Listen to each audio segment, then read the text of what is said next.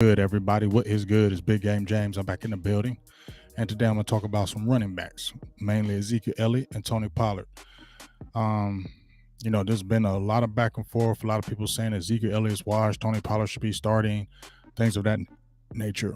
But when we look back at it, this year, especially, there is not going to be any releasing of no Ezekiel Elliott at all. Here's why. First of all, Ezekiel Elliott was a smart man, very smart man, like a super smart man. Ezekiel Elliott in 2019 held out, forced the Cowboys' hands, and from my perspective, this is why he held out. Notoriously, running backs don't get paid a lot of, get paid 2-3 contracts. The running back position is devalued right now. It's not at its all-time high like it used to be. So if Ezekiel didn't hold out and he took another year and ran that ball, that's another year of wear and tear on his body. That's another year of diminishing value. So what he went for in 2019 and what he got, probably wouldn't have got that the next year. Even if he would have had those numbers, he still ran for 1,300 yards and over 10 touchdowns. But that was a smart move, because if he didn't do it now, he forced the Cowboys' hands. They had just drafted Tony Pollard. Tony Pollard was a rookie, though. Dallas just came off 2018, going to the playoffs, lost to the Rams, went to a second round. So it was kind of do or die for Jason Garrett. So since it was do or die for Jason Garrett, I feel like Ezekiel Elliott and his agent were smart enough to see that and went out and held out when they did. He still had a year out left on his deal, but he went out and held out to get more money, because he knew the Cowboys were probably going to undercut him within the next couple of years, cut him in his money, and he probably wouldn't have got that after another couple of years of service. So he did the smart right thing. For real, he did the smart right thing. Anyway, forced the Cowboys' hands. Signed day, when did he sign that?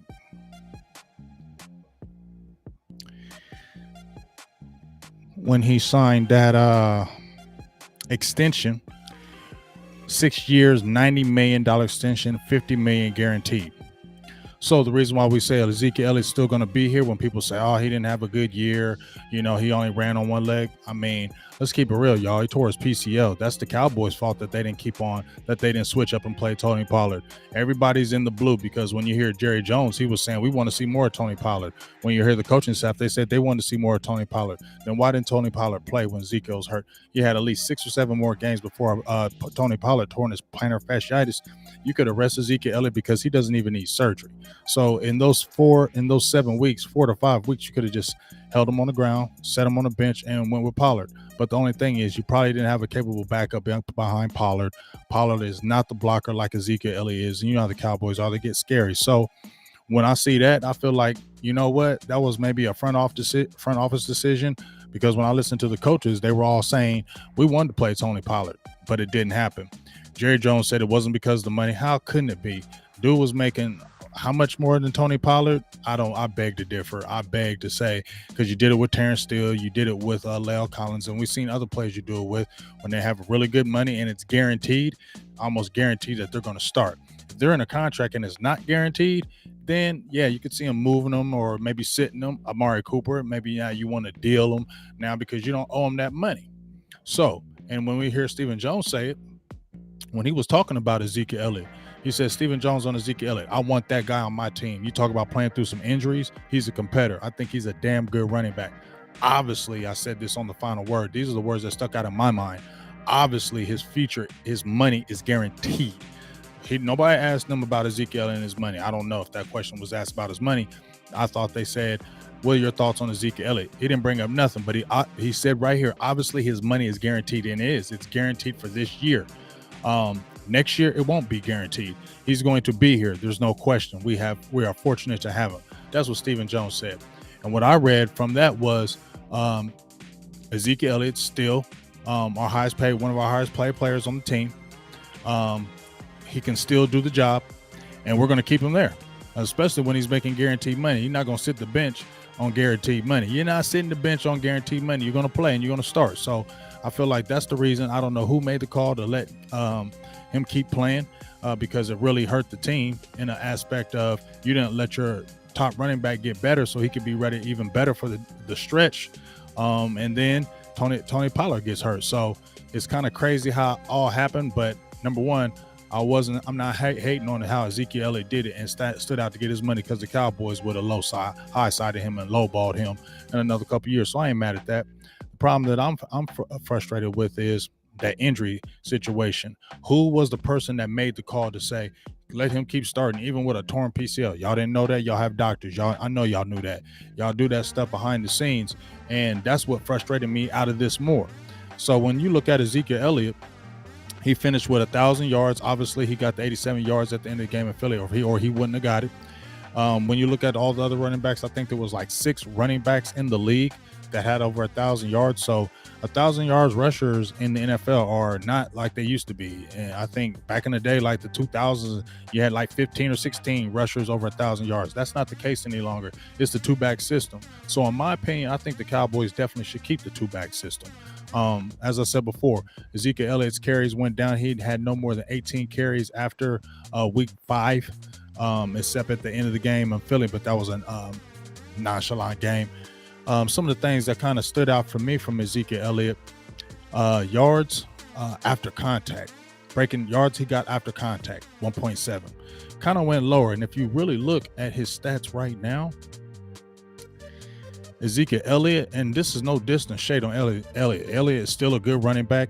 He may not be that guy he used to be. He's not that difference maker he was, but he's still a good back. I'm not going to believe he's washed, because I look at other running backs out there and he's not a washed running back. He could definitely go to a team and still play for him. Wouldn't be the dog, but I think he'd still be good.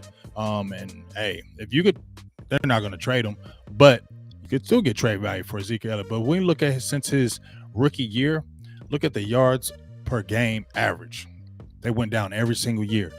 108 yards his first year. That's what he averaged on the 1,600 yards. We obviously knew about 2017 with 6 games suspended. He averaged 98.3. Next year, 2018, 95.6. 2019, 84.5. 2020, 65.3. And this year, 58.9 is what he averaged this year. All right. So each year, his yards per game has gone down every single year.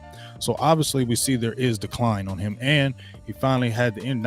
He's been healthy, war dog, whatever you want to call it, warrior. But now it looks like the injuries may start to creep in. If that's the case, I feel like that's decline. And he's getting ready to turn 27 years old. So those aren't good things for a running back. Now, when we're talking about that, let's go to that contract right quick. Because right now, the reason why you're going to see Ezekiel Elliott on the team, Cowboys save about $12 million to keep their highly paid running back on the books. Now, if they were to cut Ezekiel Elliott this year, which they're not, it's going to be an $11 million hit against the cap. That's why he's going to still be here. They're not going to – Stephen Jones is not eating no dead cap money when he's trying to free the money. So that guaranteed money guarantees he's going to be on the roster, and guarantee he's going to be a starter again, and guarantee Tony Pollard is going to be a backup. All right? But the problem is this season, how's it going to play out? Because you got 2 backs. Ezekiel Elliott, you can cut him after next year. Tony Pollard's contract is up after next year. So what really happens? I think the same thing is going to happen that has been happening. It's going to be the 2-back system. Ezekiel Elliott is going to be the starter, and Tony Pollard is going to be the backup. Now, Tony Pollard had a career year this past season. You know what I'm saying? He had a career year. Let's go to these. Let's check this out right quick.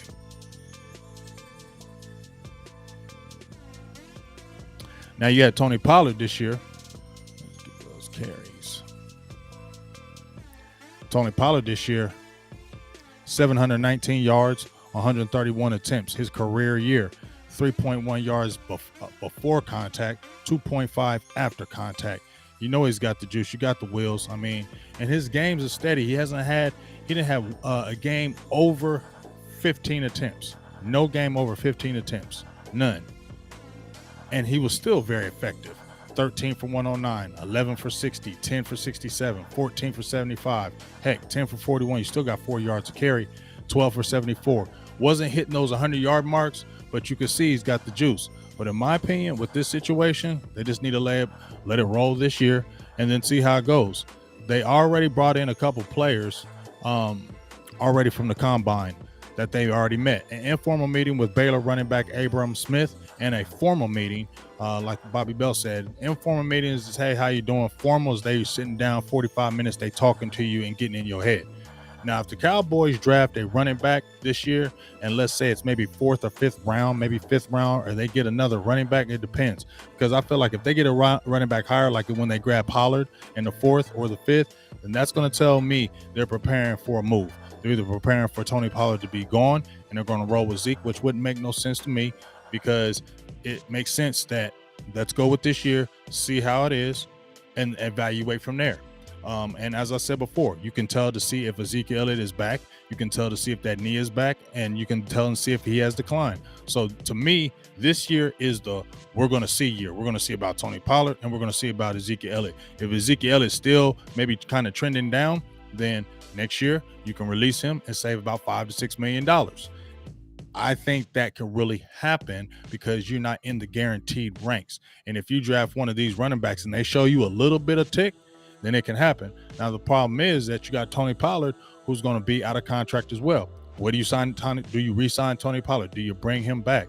That's the key. He's probably going to want a deal, but how much is he going to get? Running backs don't get a lot on the market, but he's proved himself valuable, pretty much getting better every year, and he had a career year this year.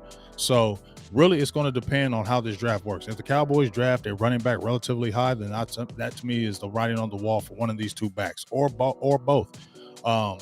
But I think the Cowboys after this should not go after a running back and let him be the bell cow. I think you should get two good running backs. You can make that happen, and then you need to just rotate those guys. And I think that's what should be the rotation from here on out, and not basically rolling with one guy, he being the man. You're paying him all that kind of money because basically when you hear about Stephen Jones crying about the cap, y'all signed that running back to a 6-year, $90 million. You didn't have to do that. But see, y'all was like that make or break season for Jason Garrett. Y'all was that make or break season. So you was like, we ain't gonna rely on a rookie because this is his make or break season. So let's go ahead and sign him and let's make it roll. Well, like I said, Ezekiel Elliott was the smart guy. Cowboys not so smart. Because now they're sitting on these books right now waiting for it to fall off. So hopefully at the end of the day, we'll see what happens with Ezekiel Elliott and Tony Pollard next year, or actually this year. We'll see how that two-back system works, but I think that's what the Cowboys should go with going forward. Two-back system. That's kind of the way to go in the NFL.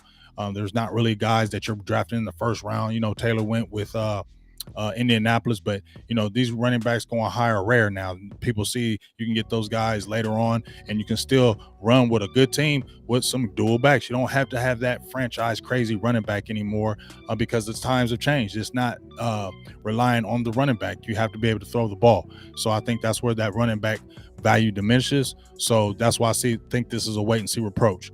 But for real, Ezekiel Elliott is going to be the starter. He is. His money says he is. I don't care what the Joneses sit there and try to tell you or tell me that, it ain't about the money, because I just saw it was about the money, because y'all just said y'all wanted to see Tony Pollard more during the season. And then when you had the opportunity to see him more during the season, because y'all knew about that injury with Ezekiel Elliott, you still didn't do it. So to me, I don't know if that's a front office thing or because everybody's jumping away from the blame. Mike McCarthy's like, yeah, I'd love to see Tony Pollard too. I'd love to have him back there. You know what I mean? So why ain't you playing him? Then I hear Jerry Jones and them saying, we want to see Tony Pollard too. This ain't about the money. We want to see him play. So who is it really? Somebody's lying in this daggone thing. So bunch of liars, in my opinion. Nobody wants to tell the truth. But it was a mistake for letting that running back play on his knee like he did, and you had a healthy running back. So that, to me, dictates the front office was making that decision if the coach is sitting there and saying it, or somebody's lying, man. But regardless of the simple fact, we'll just see what happens in 2022. And I think this is the evaluation year for both running backs. If both running backs kind of don't really show that tick, or you can see Ezekiel Elliott kind of slowing down even more than what he did, then I would think it make an easy decision for the Cowboys to release him next year so they could save that $6 or $7 million on the books. And TP, he's not going to get a big deal unless he goes crazy, but I don't know how he goes crazy when you're sharing the carries with Ezekiel Elliott. So a team may sign him, but we've never seen Tony Pollard be a bell cow. We've never seen Tony Pollard do 20 carries a game. People say, yeah, he can do it. I ain't seen him do it. He ain't no small back for sure, but I ain't seen him do it in 17 games. So I'll be a little suspect throwing big money at some Tony Pollard, because to me, he's still more of a gadget player. He's a guy that you can put in many positions. He can catch the ball. You know, he can run the ball at the backfield. You can throw him outside as a receiver. You can do him as a kick returner. So he can do a lot more things that Ezekiel Elliott can't right now. But he's not, to me, a bell cow running back or a guy that you would sign to say, hey, we're signing Tony Pollard and he's going to be our 20 carry guy and we're rolling with that. I feel like he's still going to be a gadget guy wherever he goes, and he's not going to get that full complement of carries like a main one would. Even if you look at when he came out of Memphis, he shared the load with Henderson, who's with the Rams, I believe, still now. Henderson had a crazy year rushing that year they were coming out of college. So he was always been kind of in a two-back system. I think that's what he used to, and I think that's what he's probably going to be best at. So I think the Cowboys should just roll with it this year. Let Ezekiel Elliott get healthy. One is better than two. And I think the Cowboys are going to evaluate them during the year and after the year. And they feel like, you know what, Ezekiel Elliott may have lost a tick. We don't have him on the books for guaranteed money. If we let him go, we can save $6 million. This thing is going on with Cooper and probably DeMarcus Lawrence. And basically, when the Cowboys don't owe you any more guaranteed money, that's when you better start looking to see if they're going to get ready to get rid of you, because that's kind of the writing on the wall with them, as we can kind of see it with Coop. So, like I said, my thoughts, Ezekiel Elliott's going to be here one more year. He's going to be the starter one more year.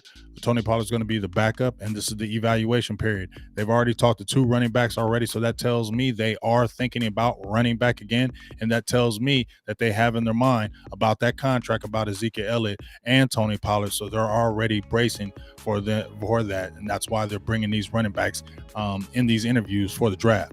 And when they draft, and how high they draft a running back will tell you what they're probably going to do going forward from this point with the Cowboys. So this is kind of my kind of 2 cents on the Ezekiel Elliott Tony Pollard situation. If you're watching this, like the video. If you're watching this on Facebook, like the video, all that good stuff, and put your voices in the comment. I'd like to hear them. Tell me what you think about this Ezekiel Elliott Tony Pollard thing. I hear a lot of people say Ezekiel Elliott washed. Should Tony Pollard start this year, knowing that he's got this salary for Ezekiel Elliott? Should Ezekiel Elliott still be the bell cow? You know, how should this work? Leave me your comments down below in the comment section and let me hear what you guys got to say. So that's just my quick 2 cents on it.